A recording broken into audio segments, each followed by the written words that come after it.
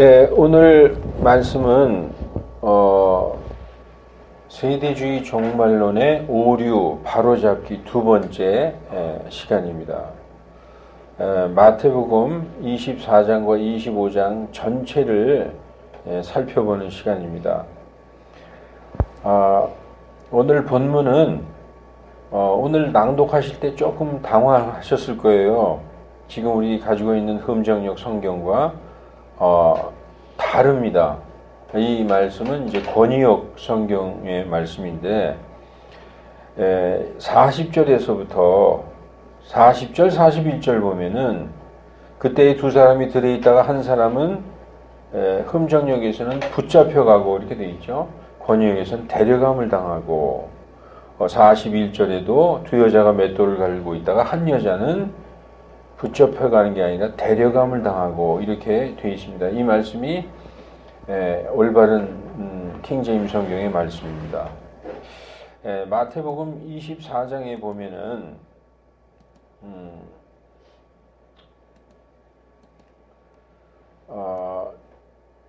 4절부터 14절까지는 온 땅에 닥치는, 온 세상에 닥치는 환난을 말씀하고 있고 15절부터 20절까지는 이스라엘에 쏟아지는 환난으로서 야곱의 고난의 때를 말씀하고 있습니다. 그리고 21절부터 28절까지는 그때에 이 7년간의 큰 환난이 있을 것을 다시 한번 이렇게 말씀해 주시고 있습니다. 오늘 21절부터 한번 살펴보겠습니다. 그때에 큰 환난이 있으리니 세상이 시작된 이래로 이때까지 그런 환난이 없었고 그 후에도 없으리라 이렇게 말씀하고 있죠. 그 날들이 단축되지 아니하면 구원받을 육체가 아무도 없으려니와 택하신 자들을 위하여 그 날들이 단축되리라 이렇게 말씀을 하고 있습니다. 이 말씀과 함께 살펴볼 말씀이 있어요. 로마서 9장을 살펴보면은 이 말씀에 대한 이해가 쉽게 될 수 있습니다. 로마서 9장 23절로부터 또한 지금 우리가 마태복음에서 22절에 그날들이 단축되지 아니하면 구원받을 육체가 없으려니와 택하신 자들, 선택한 자들 위하여 그날이 단축되리라 이렇게 말씀하고 있는데, 그러면은 택하신 자가 누군가? 이렇게 쉽게 생각할 수 있어요. 택하신 자들, 선민 이스라엘 이렇게 생각할 수 있지만 아니라 교회의 성도들임을 로마서 9장을 보면 알 수 있는 것입니다.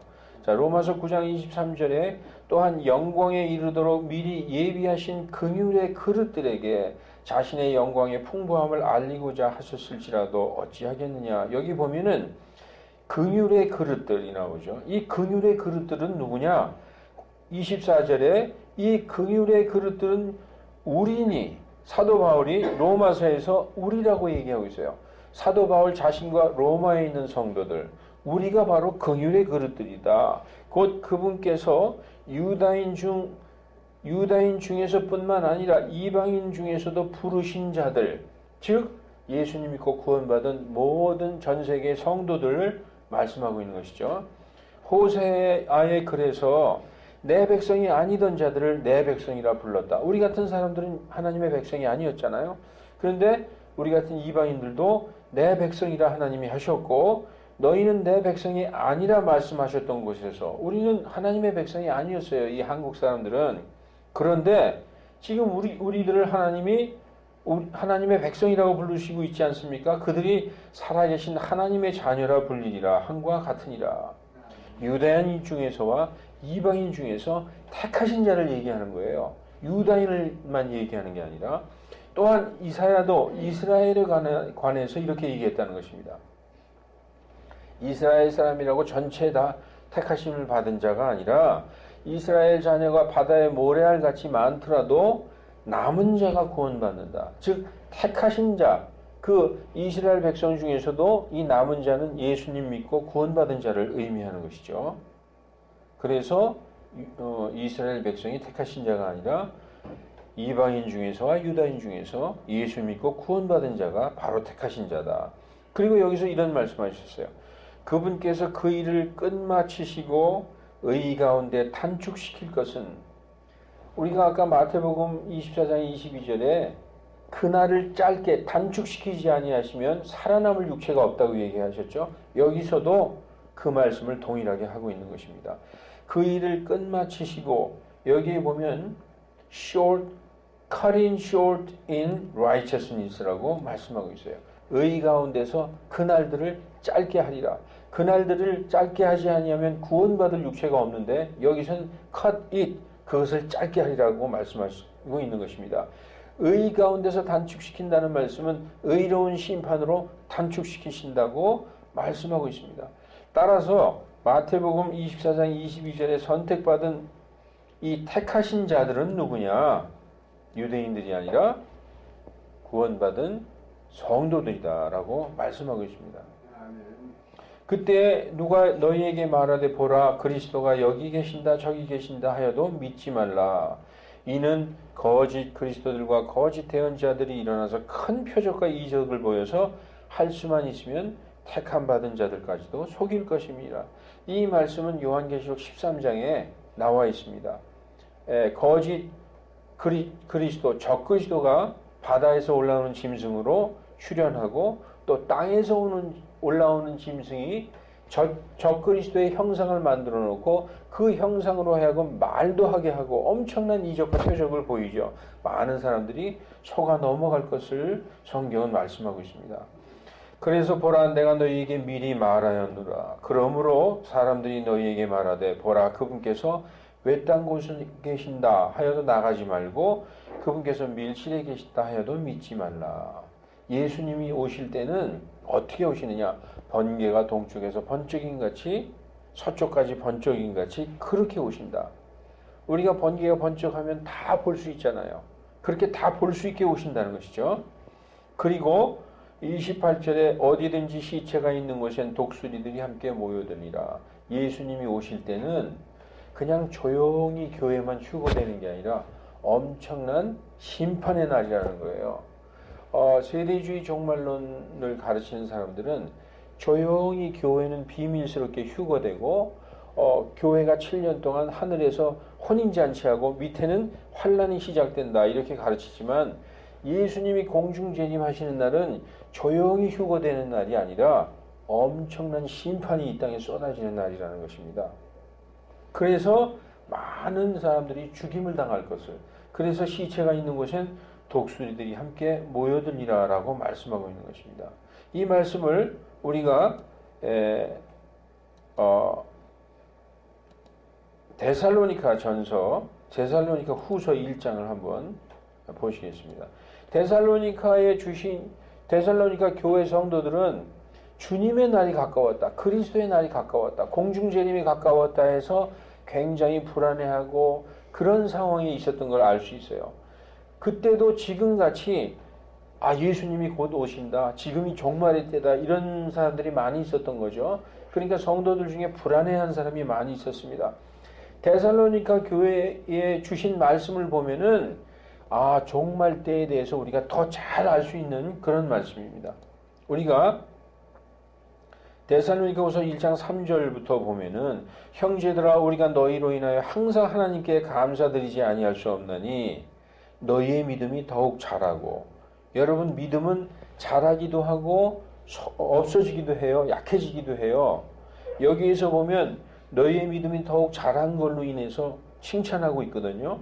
그래서 서로를 향한 너희 모두의 사랑이 풍성하기 때문이다 라고 지금 칭찬을 하고 있어요. 그런데 믿음은 약해질 수도 있어요. 누가복음 22장 31절 32절에 보면은 예수님이 베드로한테 그런 말씀을 합니다. 시몬아 사탄이 너를 밀가부르듯 하려고 너를 갖기를 원하였으나 내가 너를 위하여 기도하였은즉 내가 너의 믿음이 약해지지 않도록, 너의 믿음이 쇠하지 않도록 내가 기도하였은즉 너는 돌이킨 뒤에 형제들을 강하게 하라, 이렇게 말씀하시는 게 있어요. 그 말씀을 보면 믿음은 약해지기도 한다는 거예요. 정말 베드로는 완전히 믿음이 약해져 가지고 예수님을 3번 부인했잖아요. 그러니까 믿음은 약해지기도 하고 지금 여기 이 말씀처럼 믿음은 자라서 강해지기도 하는 것입니다. 자, 그래서 데살로니가후서 1장 4절에 그리하여 너희가 견디는 모든 핍박과 환난 중에서 너희 인내와 믿음으로 인하여 너희 인내와 믿음 우리 자신이 하나님의 교회들 가운데서 너희를 자랑하노라. 지금 이 데살로니가 교회에는 핍박과 환난이 있었던 거예요. 예수님을 믿는 것으로 말미암아 복음으로 말미암아 환난과 핍박이 있었는데 그들이 인내와 믿음으로 그것을 견뎌낸 것을 사도 바울은 하나님의 교회들에서 자랑하고 있는 것입니다. 그런데 그때 당시에 데살로니가 교회에 있었던 어떤 환난과 핍박이 아니냐, 뭐 종말하고 무슨 상관이 있느냐. 그런데 그 당시에 있었던 환난과 핍박을 사도 바울은 종말에까지 연결시켜서 말씀하고 있어요. 여기 이제 보십시오. 이는 하나님의 의로운 심판의 명백한 증거요 너희로 하여금 하나님의 왕국에 합당한 자로 여기심을 얻게 하려 함이니 환난과 핍박을 인내와 믿음으로 이겨낸 것을 하나님의 왕국에 합당한 자가 되게 하심이다. 이렇게 말씀하고 있습니다. 그 왕국을 위하여 너희가 또한 고난을 당한다라고 말씀하고 있죠. 그 왕국에 들어가기 위하여 여기는 하나님의 왕국이라고 되어 있죠. 하나님의 왕국과 하늘의 왕국은 천년 왕국에서 하나가 되는 거예요. 다시 말해서 지금 이 시대에 예수 그리스도를 믿고 구원받은 자가 하나님의 왕국에 들어가지 않습니까? 그 하나님의 왕국에 들어간 성도들은 넉넉히 하늘의 왕국에 들어가는 거예요. 그래서 그 천년 왕국은 하나님의 왕국과 하늘의 왕국이 만나는 시점이 되는 것입니다. 그래서 지금 이 데살로니가 성도들로 하여금 하나님의 왕국에 넉넉히 들어간다. 너희가 그 왕국을 위하여 고난당한다라고 말씀하고 있죠. 자, 너희를 괴롭게 하는 자들에게는 환난으로 갚으시고 괴로움을 당하는 너희에게는 우리와 함께 안식으로 갚으시는 것이 하나님께 의로운 일인즉 이게 바로 하나님의 의로운 심판의 명백한 증거라는 것이죠. 괴로움을 당하는 너희에게는 안식으로 갚으시고 너희를 괴롭게 하는 자들에게는 환난으로 갚으시는 것이 하나님의 의로운 심판이라는 것입니다. 그래서 주 예수님께서 자신의 능력의 천사들과 함께 하늘로부터 나타나실 때에 하나님을 모르는 자들과 우리 주 예수 그리스도의 복음에 순종치 아니하는 자들에게 타오르는 불로 징벌하시리니 지금 데살로니가 교회 성도들 2000년 전에 약 2000년 전에 초대교회 성도들에게 데살로니가 교회에 있었던 어떤 환난과 핍박을 인내와 믿음으로 이겨낸 것에 대해서 지금 종말과 연결시켜서 말씀하고 있죠. 주 예수님께서 자신의 능력의 천사들과 함께 하늘로부터 나타나실 때 이것은 공중재림하실 때 너희를 괴롭게 하던 자들 즉 하나님을 모르는 자들과 우리 주 예수 그리스도의 복음에 순종치 아니하는 자들을 타오르는 불로 징벌하시겠다 심판하시겠다고 말씀하고 있습니다. 여러분 예수님의 공중재림은 조용히 교회만 사라지는 게 아니라 예수님이 공중재림 하셨을 때는 심판이 이 땅에 임하는 거예요. 그런데 환난전 휴거를 주장하는 자들은 조용히 교회만 사라지는 것처럼 얘기하고 있어요. 레프트 비하인드 같은 영화를 보면 고속도로에서 운전하다가 운전하는 자가 갑자기 사라졌어요. 고속도로가 난장판이 됐죠. 기관차가 갑자기 휴거돼가지고 기관차가 탈선합니다. 그냥 이 세상에서만 난장판이 되고 하늘에서는 아무것도 쏟아지지 않는 그렇게 묘사하고 있지만 이 공중재림의 날은 엄청난 진노가 쏟아지는 날이라는 것입니다. 예, 그래서 하나님을 모르는 자들과 우리 주 예수 그리스도의 복음에 순종치 않은 자들은 타오르는 불로 징벌해서 많은 사람들이 죽는 날이라는 것입니다. 이 데살로니가서에서도 이렇게 말씀하고 있어요. 그날 그 공중재림의 날 그분께서 오셔서 자신의 성도들에게 영광을 받으시고 모든 믿는 자에게 칭송을 받으신다. 이렇게 말씀하고 있습니다. 이게 모든 성도들 휴거되는 그분께 데려가는 모든 성도들이 영광을 그분께 돌리는 거죠. 그래서 우리 하나님과 주 예수 그리스도의 은혜대로 우리 주 예수 그리스도의 이름이 너희 안에서 영광을 받고 너희도 그분 안에서 영광을 받기를 원하노라. 예수님이 공중 재림하시면 그분만 영광을 받는 게 아니라 우리도 무지무지한 영광을 받는 거예요. 그게 고린도후서 3장에 나와 있습니다. 고린도후서 3장에 뭐라고 말씀하시느냐? 3장 18절 맨 끝절에 보면은 우리가 벗은 얼굴로 그분의 영광을, 주님의 영광을 바라보면서, 언제? 공중재림하셨을 때 우리가 벗은 얼굴로 주님 거울을 바라보듯이 주님의 얼굴을, 영광을 바라보면서 동일한 형상으로 변화되어서 영광에서 영광에 이른다. 누가? 우리도 영광을 받는다는 것이죠. 곧 주님의 영으로 말미암은 것이다 라고 말씀하고 있는 것입니다. 그래서 이 예수님이 오시는 공중재림의 날은 조용히 휴거되는 날이 아니라 엄청난 심판의 날이다. 그날들의 환란 직후에 해가 어두워지고 해달별이 어두워지고 공중에 어떤 하늘의 권능들이 흔들리는 일이 일어나겠죠. 이건 우리가 많이 읽은 말씀들입니다. 그때 사람의 아들의 표적이 하늘에서 나타나겠고 땅의 모든 지파들이 애통하며 사람의 아들이 하늘의 구름들 가운데서, 여기서 하늘의 구름이 왜 자꾸 나오는지 아십니까? 공중 재림을 여기에 암시하는 것입니다.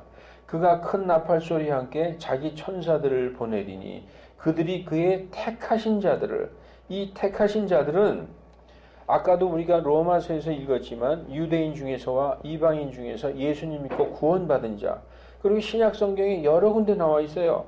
데살로니가 전서에 이런 말씀이 있습니다. 데살로니가 전서 1장 4절에 보면은 너희가 바로 택하신 자다. 사랑하는 형제들아, 하나님께서 너희를 택하심을 아노라. 데살로니가 교회 성도들, 이것은 모든 성도들에게 얘기하는 거예요. 성도들, 예수 믿고 구원받은 그 자들이 바로 택하심을 받은 자들이라는 말씀이고, 데살로니가 후서 2장 13절에도 이렇게 말씀하고 있습니다. 그러나 주님의 사랑받는 형제들아, 우리가 너희로 인하여 항상 하나님께 감사드리지 아니할 수 없음은 하나님께서 처음부터 너희를 택하사 from the beginning, 여기 나오죠? 하나님께서 from the beginning chosen you, 처음부터 너희를 택하셨다. 그리스도 예수님 안에서 구원에 이르도록, 이렇게 말씀하고 있는 것입니다. 그래서 성경에서 택하신 자는 누구냐? 예수님 믿고 구원받은 모든 성도들을 말씀하고 있는 것입니다. 그래서 그 택하신 자들을 천사들을 보내서 하늘 이 끝에서 저 끝까지 사방에서 모으신다, 이렇게 말씀하고 있어요. 이 모든 것을 보면은 그때가 가까이 온 줄 너희가 무화과를 보면 알 수 있지 않느냐 하고 무화과 비유를 말씀하고 있습니다. 그래서 그러나 그 날과 그 시각은 그 누구도 전혀 알 수 없다. 하늘의 천사들조차 알지 못하고 오직 내 아버지께서만 아시느니라. 노아의 날들과 같이, 그러면서 이제 노아의 날들에 대해서 말씀하고 있습니다. 오늘 본문 마태복음 24장 36절로 이제 42절까지 쭉 보면 노아의 날들과 같이 사람의 아들이 오는 것도 그러하다는 것입니다. 여러분, 노아는 성경에서 아주 의로운 사람이라고 말씀하고 있어요. 노아는 성경에서 의로운 사람이다. 베드로후서 2장 5절에 보면은 의로운 선포자, 이 세상을 아끼지 아니하시되 오직 의의 선포자인 8번째 사람 노아는 구원하시고 불경건한 자들의 세상에 홍수를 내셨다. 노아는 우리가 언제 성경에서 뭐라고 선포했는지 성경에서 안 나옵니다. 그런데 베드로후서에서는 의의 선포자라는 거예요. 여러분, 노아가 100년 동안 방주를 만들었어요. 100년 동안 뚝딱뚝딱 만들었어요. 100년 동안 뭐라고 떠들었다는 거예요. 의의 선포자라고 여기 성경에서 나와 있죠. 너희들 그렇게 살면은 망한다. 너희들 그 행위에서 돌이키고 하나님께로 돌아와라. 계속 100년을 선포했어요. 그럴 때 사람들은 완전히 정신병자다. 지금 여기 뭐가 하늘에서 비가 내린다고 100년 동안 똑딱똑딱 뭘 만들고 있는 거예요. 100년 동안 선포했는데 노아는 자기 아내와 자기 아들 셋과 며느리 전부 자기까지 해서 8명밖에 구원 못했어요. 100년 동안 하나님의 말씀, 의로운 노아가 선포했는데 자기를 포함해서 8명. 그러니까 그 100년 동안 노아는 환난을 당하고 핍박을 당했던 것입니다. 예, 그렇게 됐었고, 또, 노아의 날들뿐만 아니라 누가복음에 보면은 롯의 날들도 나와요. 롯의 날. 누가복음에 보면은 롯의 날이 나오는데, 롯이 누가복음 17장 28절로 29절에 보면 롯이 이제 나옵니다. 롯이. 또 롯의 날들에 그러했던 것 같이 사람들이 먹고 마시고 사고 팔며 신고 건축하더니 롯이 소돔에서 나가던 그날에 하늘로부터 불과 유황이 비오듯이 내려서 그들 모두를 파멸시켰다. 이렇게 말씀하고 있습니다. 사람의 아들이 나타나는 날도 그와 같다. 지금 마태복음에서 노아의 날들 그리고 롯의 날들과 같다는 거예요. 예수님이 오실 때.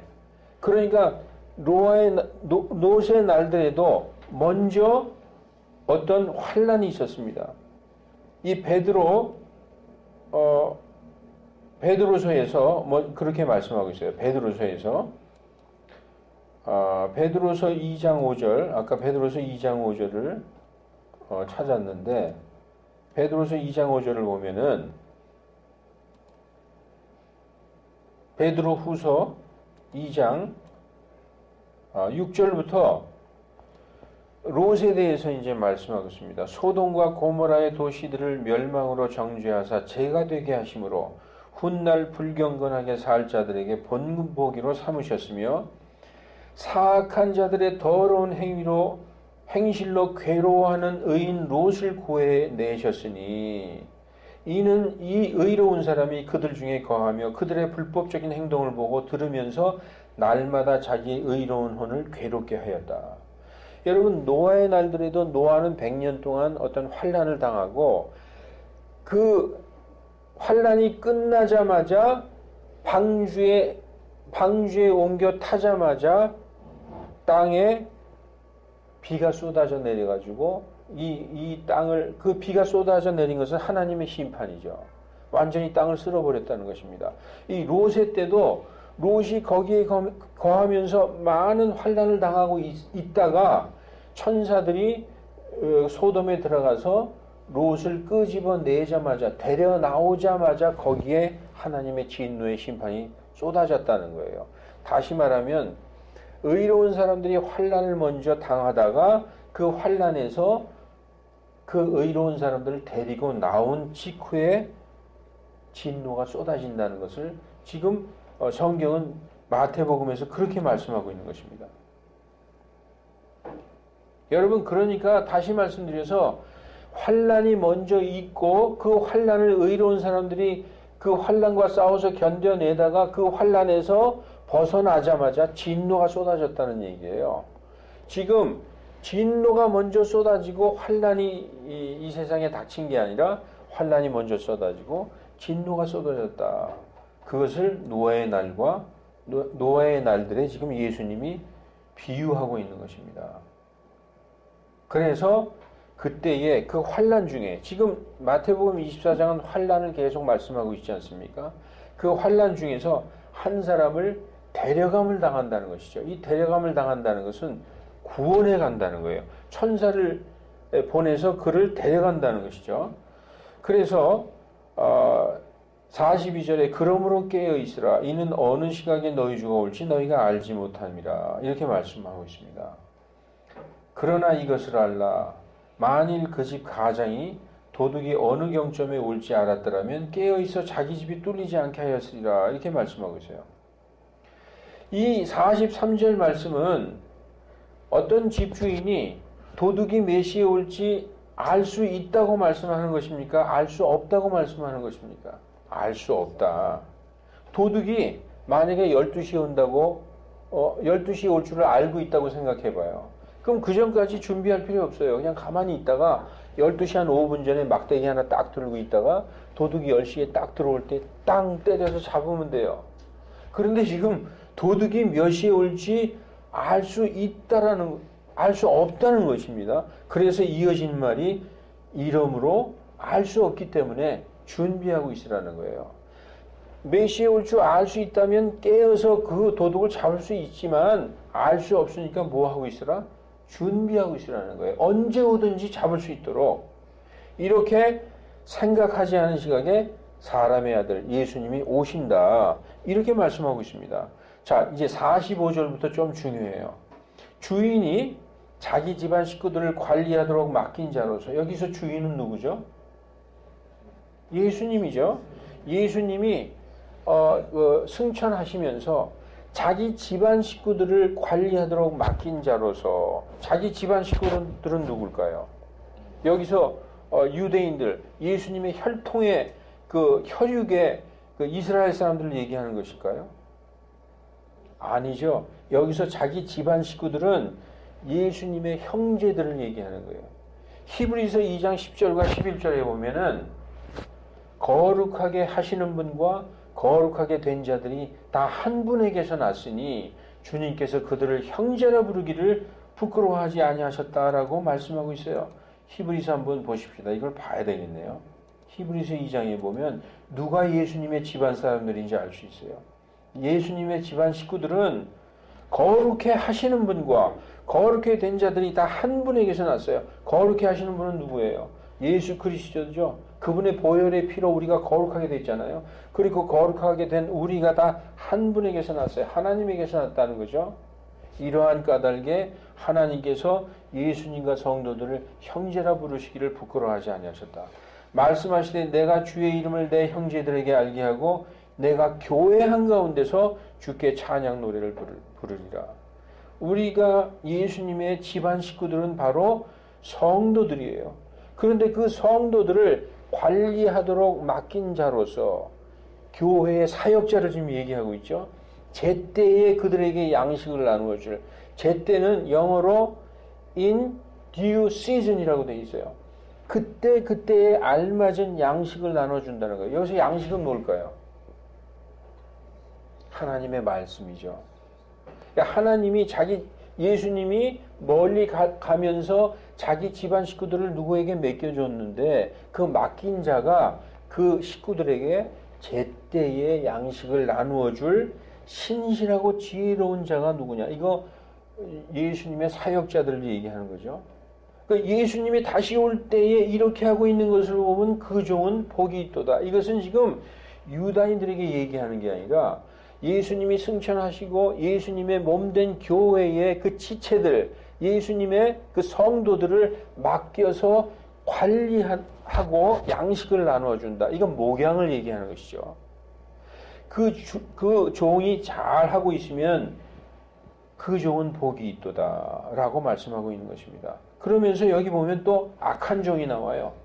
악한 종이 내 주인이 언제 오실 줄 누가 아느냐, 안 오실 것 같다. 그러면서 자기 동료 종들을 치기 시작하고 술주정꾼과 먹고 마시게 되면은 예기치 않은 날 뜻밖의 시간에 주인이 와서 그를 잘라내서 위선자들과 함께 자기 목을 받다. 이건 교회의 사역자들에게 주신 말씀입니다. 그래서 이 똑같은 말씀이 누가복음 12장 35절로 48절에 나와 있어요. 이 똑같은 말씀을 한번 찾아볼게요. 누가복음 12장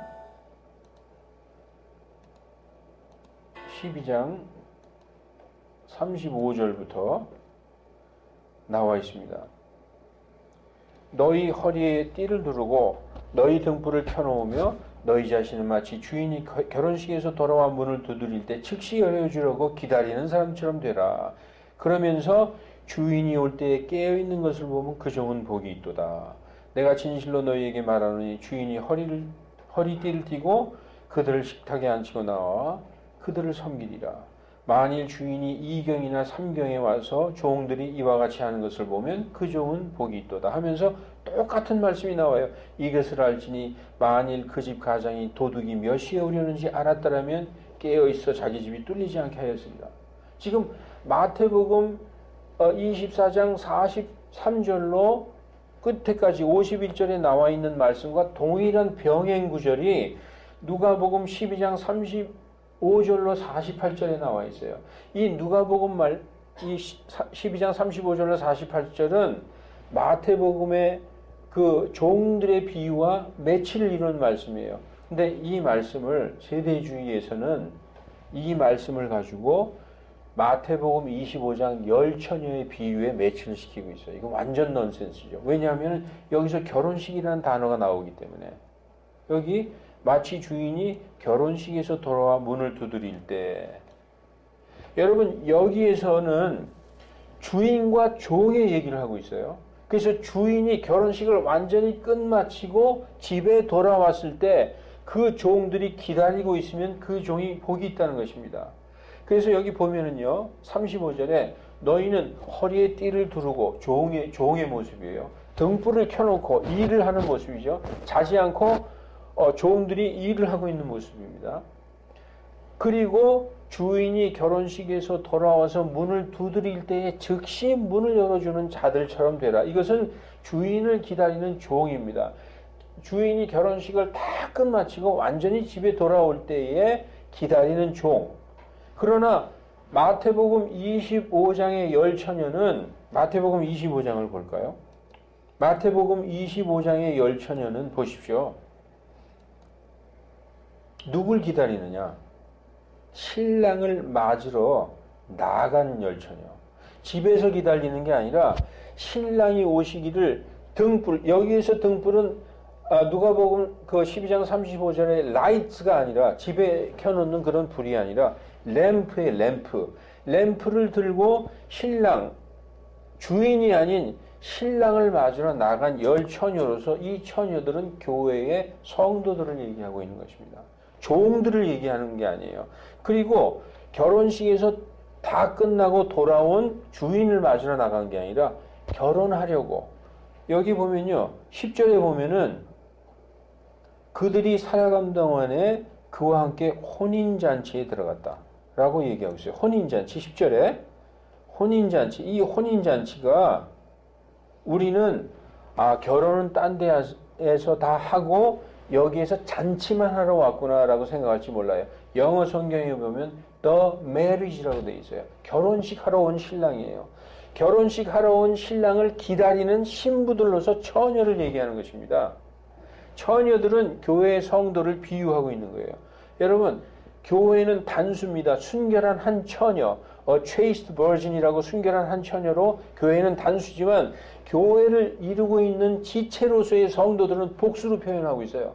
성경에서 다 그렇게 표현하고 있습니다. 그래서 지금 누가복음 12장 35절로 48절을 마태복음 25장 이 열처녀와 매치시키면 완전 넌센스죠. 근데 세대주의자들은 그렇게 매치를 시키고 있어요. 여러분, 마태복음 25장에 이 열처녀는 다섯은 지혜롭고 다섯은 어리석은 자가 나왔어요. 이게 왜 그럽니까? 지금 우리가 조금 아까 읽었지만 43절부터 보니까 신실하고 지혜로운 종이 있고 악한 종이 있어요. 이 신실하고 지혜로운 종은 제때에 집안 사람들에게 양식을 나누어 줘서 잘 관리를 했죠. 거기에서 나온 성도가 지금 25장의 열처녀로 비유하시고 있는 것입니다. 그래서 다섯은 지혜롭다고 하는데 이 다섯은 왜 지혜로울까요? 신실하고 지혜로운 종에게서 제때의 양식을 공급받은 그래서 양육받은 성도들은 지혜로운 성도가 나오는 것입니다. 그리고 다섯은 왜 어리석을까요? 우리 마태복음 24장에 아까 나왔죠. 악하고 게으른 종.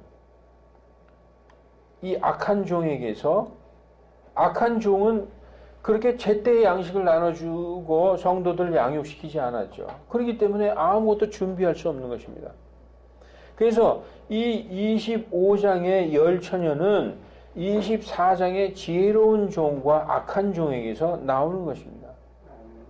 그래서 만약에 지금 오늘 이 세대주의 종말론의 이 오류를 우리가 이렇게 공부하고 이것이 잘못됐다는 것을 가르쳐야 될 이유가 있어요. 왜냐하면은 지금 이 세대 우리가 사는 세대에 예수님이 오실 수도 있지만 우리 세대에 오시지 않으면 우리의 자녀들 세대 아니면 손자들 세대 그 다음 세대에 곧 오실지 몰라요. 그때에 우리가 전부 환란 전에 휴거된다는 이 교리로 이제 보편화되게 만약에 교회에서 가르치면은 예수님 오실 때 준비하고 있는 성도들은 거의 없게 되는 것입니다. 그러면 어리석은 성도들만 잔뜩 나오게 되는 것이죠. 그러면은 다 기름을 준비하지 못하게 되는 것입니다. 여기 마태복음 25장에 보면은 기름을 준비하지 못한 어리석은 자들은 기름을 함께 가져가지 아니하였고, 기름은 그 예수님이 오실 때까지 등불을 밝힐 수 있는 기름인데 여기에서 기름은 믿음을 얘기하는 거예요.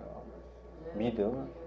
그래서 아까 그 종들이 때에 따라 양식을 공급한다. 그 때에 따라를 in due season이라고 성경이 얘기하고 있어요. 그건 뭐냐면 정말로 세대주의자들이 세대주의자들이 주장하는 게 그 때에 따라 말씀을 진리의 말씀을 바르게 나누어서 성도들에게 가르쳐야 된다.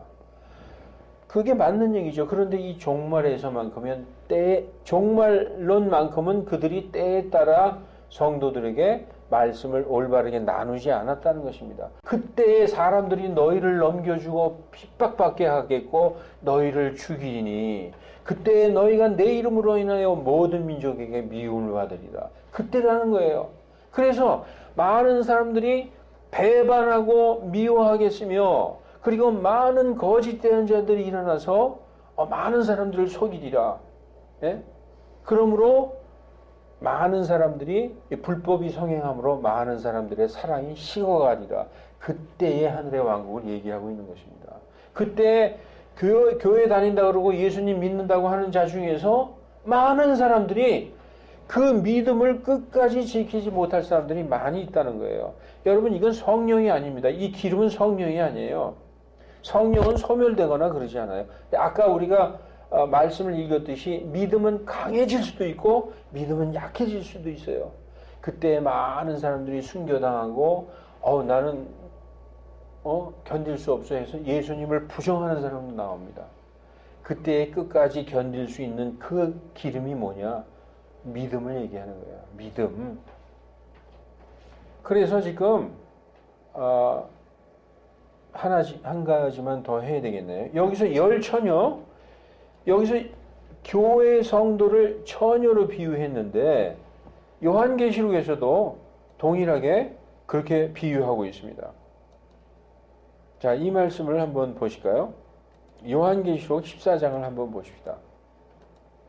요한계시록 14장에 보니까 14장 1절로 4절을 한번 볼게요. 또 내가 바라보니 보라 어린 양께서 시온산 위에 서 계시고 그분과 함께 14만 4천이 있는데 그들 이마 안에 그분의 아버지의 이름이 기록되어 있더라. 또 내가 하늘로부터 한 음성을 들으니 많은 물소리 같고 큰 천둥소리 같으며 또 내가 자기 하프를 타는 자들의 소리를 들으니 그들이 왕좌과 네 짐승과 장로들 앞에서 새 노래 같은 것을 부르는데 땅에서 대속받은 14만 4천 명 외에는 아무도 그 노래를 배우지 못하더라. 이들은 여자들로 더럽혀지지 아니한 순결한 자들이라. 예, 여기서 영어 성경으로 이들은 버진이다 라고 나와 있어요. 처녀들이다. 어린 양께서 어디로 가시든지 따라가는 자들이며 사람들 가운데서 대속을 받아 하나님과 어린 양께 첫 열매가 된 자들이다. 이 말씀을 해석을 하고 마치겠습니다. 여러분 지금 보면은 어린 양께서 시온산 위에 계시는데 이 시온산은 하늘의 시온산이에요. 하늘의 시온산에 계시는데 그분과 함께 14만 4천 명이 있다는 거예요. 이 14만 4천 명은 이미 나왔던 사람들입니다. 어디에 나왔느냐? 요한계시록 7장에 나와 있어요. 아시는 분들은 아실 겁니다. 7장에 보니까 우리 하나님의 종들의 이마에 인을 칠 때까지 땅이나 바다나 나무도 해하지 말라. 입맞은 자의 수를 들으니 이스라엘 자녀 중에 모든 지파 중에서 입맞은 자가 14만 4천이다. 이때 입맞은 사람들은 이마에 인을 맞았는데 그때의 인은 뭐냐? 우리 하나님의 종들의 이마에 인을 치라. 종이었어요. 그런데 지금 여기에서는 뭐냐 하면은 그분의 종들의 이마에 그분의 아버지의 이름이 기록되어 있는 거예요. 지금 7장에서는 땅에서 인을 맞았는데 지금 이 14만 4천이 하늘에 있어요. 어린 양과 함께. 이들은 전부 다 순교한 자들이죠. 다 순교해서 지금 하늘에 와 있어요. 그런데 그들의 이마에 하나님의 종들의 이마에 그 인이 아니라 그분의 아버지의 이름이 거기에 기록되어 있다는 거예요. 여러분, 하나님의 이름이 거기에 기록되어 있다는 것은 지금 이들이 종으로서 인을 맞았지만 예수님을 믿고 이제는 자녀가 되었다는 거예요. 그죠? 7장에서는 종들의 이마에 인을 쳐라. 14장에서는 하나님의 자녀가 되어 있어요. 왜냐? 예수님을 믿고 예수님으로 말미암아 하나님의 자녀로 입양된 자들이죠. 즉 예수님을 믿고 구원받은 자들이에요. 자, 하늘에 지금 어떤 상황이냐? 이 본문을 보지 않고 제가 설명할게요. 하늘에 이런 상황입니다. 시온산에 어린 양께서 서 계시고 14만 4천이 있어요. 그리고 하나님이 왕좌에 앉아 계시고 그 둘레에 네 짐승이 있고 그 둘레에 24장로가 있어요. 그런데 그 앞에서 자기 하프를 타면서 노래를 부르는 자들이 있어요. 근데 가만히 들어보니까 새 노래 같은 노래를 불러요. 새 노래가 아닌 새 노래 같은 노래를 불러요. 근데 유일하게 땅에서 구속받은 14만 4천 명만 그 노래를 배울 수 있다는 거예요. 근데 그 새 노래는 뭐냐 하면은 요한계시록 5장에 보면은 새 노래의 그 내용은 이겁니다. 주께서 그 책을 취하시고 그 책의 봉인을 떼기에 합당하시니 이는 주께서 죽임을 당하사 우리를 모든 민족과 족속과 백성 가운데서 구원하사 우리 하나님께 드리시고 우리 하나님을 위하여 우리를 왕과 제사장으로 삼으셨으니 우리가 땅에서 통치하리로다. 이게 새 노래예요. 그런데 지금 어떤 자들이 자기 하프를 타면서 새 노래가 아닌 새 노래 비슷한 걸 부르고 있어요. 내용은 같은 거죠. 뭐라고 불렀을까요? 구원이 왕좌에 앉으신 우리 하나님과 어린 양께 있도다. 이렇게